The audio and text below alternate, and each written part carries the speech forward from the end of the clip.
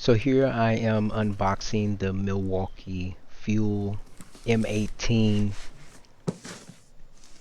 rear handle circular saw. Now, I don't own this saw anymore.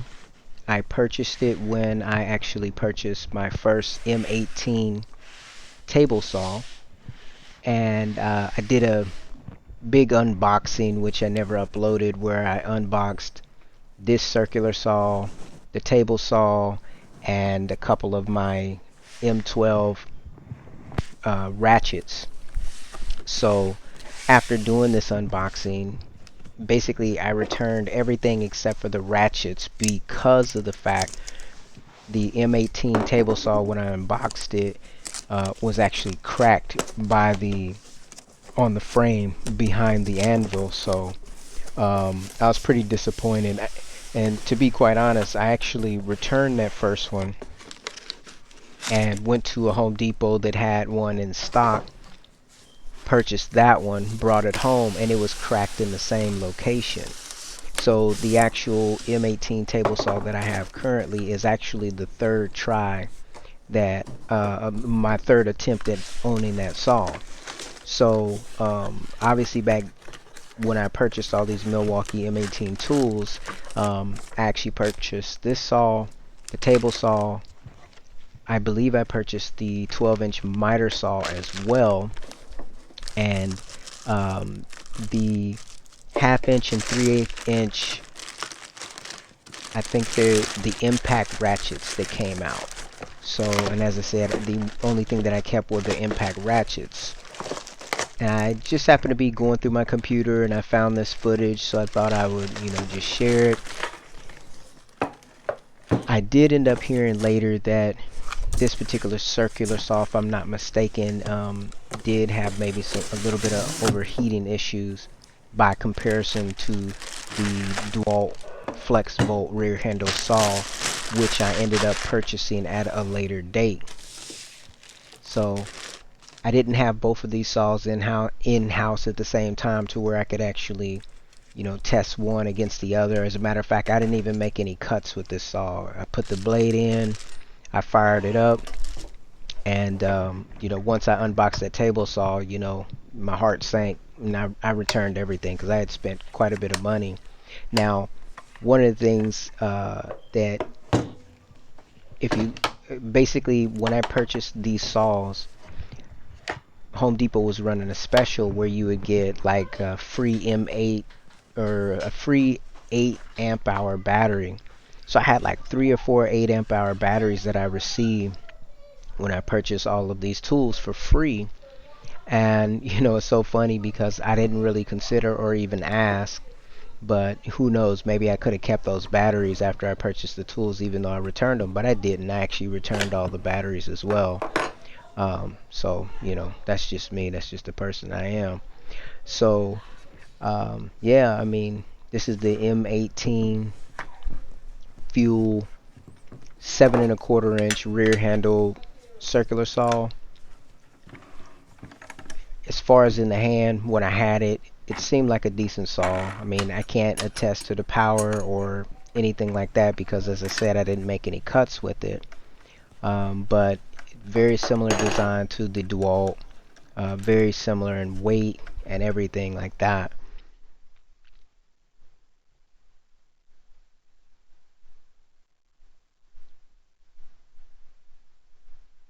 You can see here it's got the diamond shaped blade, or the diamond cutout. And you see here how to actually install the blade. Well, maybe how to install the blade.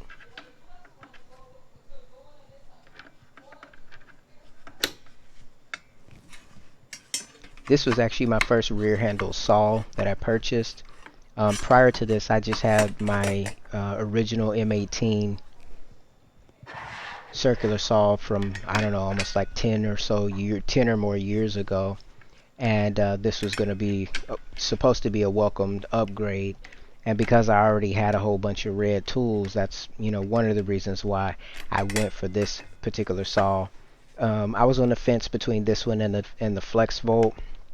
As I said, once I took the Milwaukee M18 table saw back, I had purchased the I purchased the DeWalt Flex Volt table saw.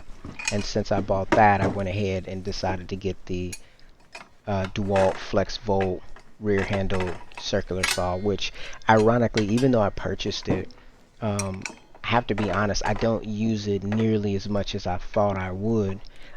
As I've been growing my skills, I realized that, in this woodworking thing, you've got different genres, if you will. You've got framing and construction, which would be more so what a saw like this is for. But then you have more precision cabinet making, which is more like what the track saws are for, which is, if you've watched my channel, you know that I really like the track saws and, what they can do.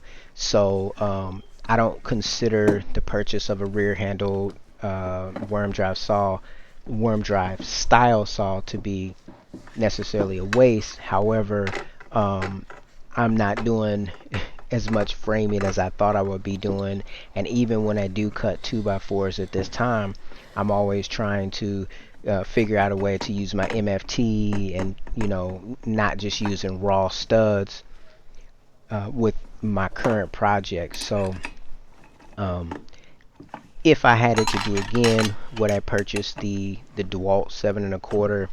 I don't know. I can't say that I would. I think that I would much rather spend that money, especially after buying a saw like the TS75, which is the bigger Festool track saw. I probably could have got away with that with a lot of cuts, and then just use my old circular saw as well for anything else. Having this 7 1/4 inch worm drive style saw in the shop is just more of a luxury. Maybe one day I can buy a little property off grid and go up there and just start, building and cutting away, and that's when that saw will really come into its own, if you will. But as it is, I mean, sometimes it's the swing and a miss when you purchase tools, and I probably need to get to the point to where I start actually trying to sell some of my tools that I don't use as often. And I'm debating that. I'm considering it. There's a chance that I may start, letting go of some of my tools. Definitely, I'm moving more away from, my Ryobi brands. As far as nail guns are concerned, I actually replaced all of my Ryobi nailers with the Milwaukee counterparts, so I really don't even need the Ryobi ones. However, I've kept them around because my wife has been talking about wanting to get out in the shop and do a few things, and I figured I could just basically let her use those tools and wouldn't be concerned about her either having a tool that I want to use at the same time, or be concerned about her, maybe damaging one of the one of my tools that I guess favor, if you will. But anyways, I'm just kind of rambling on here, talking about different tools and such. I'm actually considering, since we're talking about a red tool here, I'm actually considering getting a Mafel dual dowler. I know I already have 2 dominoes and a lamello, but I'm considering getting the dual dowler versus saving up a little bit more money and getting this other tool that I have in mind. We'll see. Anyways,